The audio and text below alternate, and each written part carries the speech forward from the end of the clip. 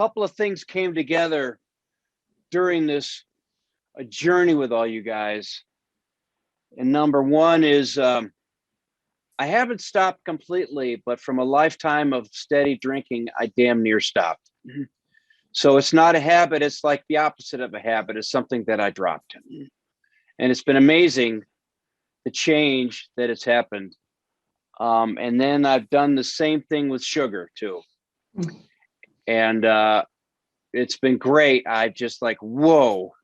So this is what it's all about.